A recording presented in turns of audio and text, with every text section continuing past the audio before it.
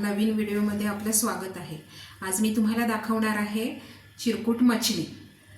आता तुम्हाला प्रश्न पडला असेल चिरकुट मछली म्हणजे काय? तर चिरकुट मछली म्हणजे दुसरं तिसरं काही नाही हो, आपला कोकणी गोलमा। तर यामागची गंमत मी तुम्हाला सांगते।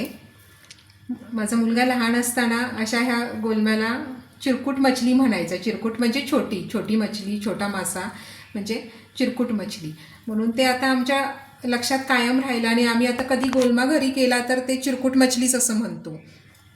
म्हणून आज मी रेसिपीला नावही तेच दिलंय, चिरकुट मछली म्हणून। तर आपण पाहूया चिरकुट मछलीची रेसिपी। तर आपण त्यासाठी गोलमा घेतलाय, कांदा घेतलाय चिरून, कोकम घेतले, लाल तिखट घेतले, हळद घेतले, कढीपत्ता आहे आणि चवीनुसार मीठ। आता गोलमा मी स्वच्छ धुवून निथळून घेतलाय असा। आता आपण रेसिपीला सुरुवात करू।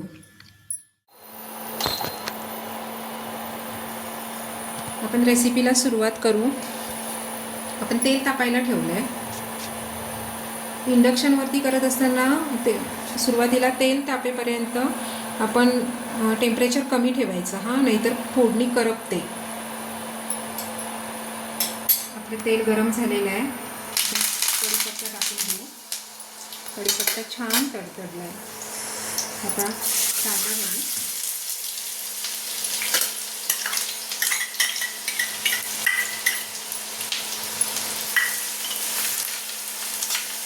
कांदा परतून घेऊ।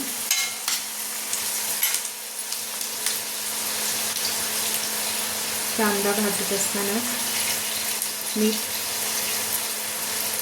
मिठाचं प्रमाण जरा काळजीपूर्वक घ्यावं, कारण आपण कोकम घालणार आहोत। कोकमात मीठ असतं आणि कोकम आंबटसुद्धा आहे, त्यामुळे अशा पदार्थांमध्ये मीठ घालताना थोडी काळजी घ्यायची। हळद घालून घेऊ।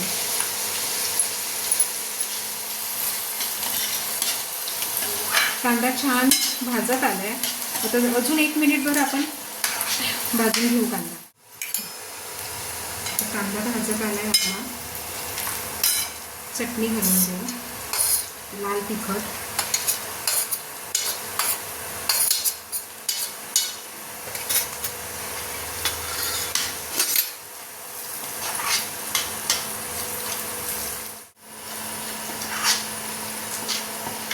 चटणी चांगली तेलात परतली गेली आहे। आता आपण चिरकुट मछली म्हणजेच गोलमा आपण घालून घेऊ त्यात।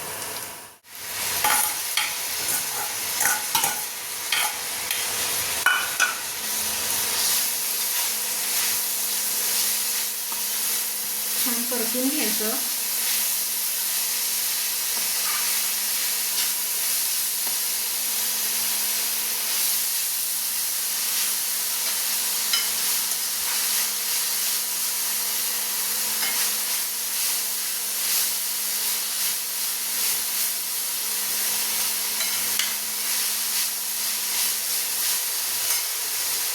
कोकम घालायचं।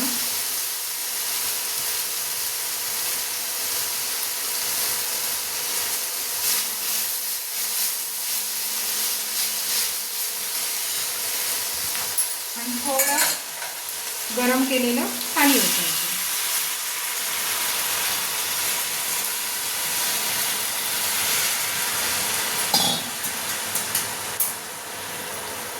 पुन्हा ढवळून घेऊन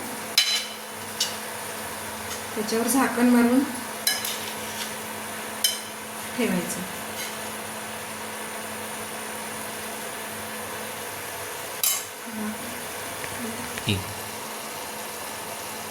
आता आपण 2 मिनिटे झाकण ठेवू यावर आणि शिजवून घेऊ। झाकण लावलेलं आहे। 1 मिनिट 2 मिनिट आपण शिजवून घेऊ। आपण आता झाकण काढून बघूया।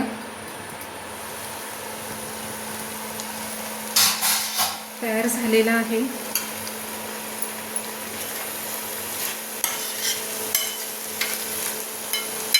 थोडं पाणी आहे ते आपण आटवून घेऊ।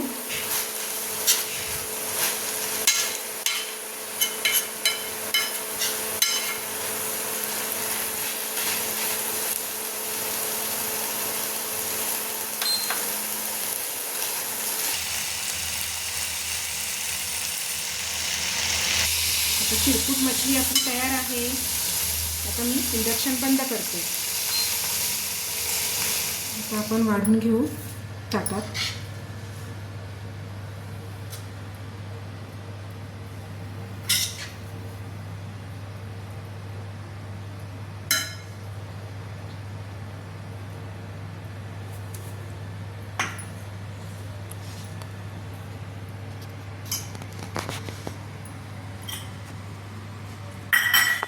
चिरकुट मछली बरोबर आपला हा मासा पण आलेला आहे हा मोठा. तांदळाची भाकरी, गोलमा, कांदा, अप्रतिम चव. तयार आहे आपला चिरकुट मछली म्हणजेच गोलमा आणि तांदळाची भाकरी. अशाच नवनवीन रेसिपीसाठी पाहत रहा नारायणी स्वयंपाक आणि बरंच काही. धन्यवाद.